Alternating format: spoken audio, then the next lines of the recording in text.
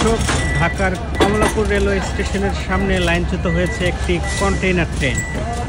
সামনেই আমরা দেখতে পাচ্ছি ক্ষতিগ্রস্ত কন্টেইনার ট্রেনের চাকা, যেটি লাইনে এলোমেলোভাবে পড়ে রয়েছে। সামনেই আরেকটু সামনে যদি আমরা যাই, আপনাদের ক্ষতিগ্রস্ত যে কন্টেইনার, সেই কন্টেইনারটি আমরা দেখাতে পারি।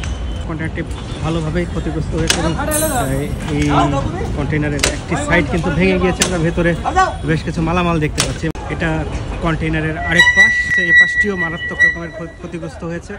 এই হলো সেই ক্ষতিগ্রস্ত বগিটি কোনো রকমের রেল লাইন থেকে সরিয়ে পাশে রাখা হয়েছে, যেন ট্রেনগুলো কোনো রকমের চলাচল করতে পারে। বগির সমেত এখানে আরেকটি জ্বালানি তেলবাহী কন্টেইনার, যেটি ক্ষতিগ্রস্ত হয়েছে আজকের দুর্ঘটনায়।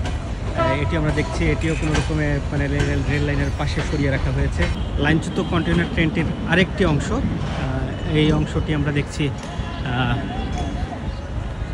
ট্রেনের কিছু চাকা রেল লাইনের উপরে এবং কয়েকটি চাকা আমরা দেখছি ডিরেইল অবস্থায়। এবং সামনের যে বগিটি দেখছি, এই বগিটি এর উপরেই আসলে জ্বালানি তেলবাহী কন্টেইনারটি ছিল। ট্রেন লাইনচ্যুতির ঘটনায় মারাত্মকভাবে ক্ষতিগ্রস্ত হয়েছে রেলপথ। সেই রেলপথটি মেরামতের কাজ করছেন শ্রমিকরা।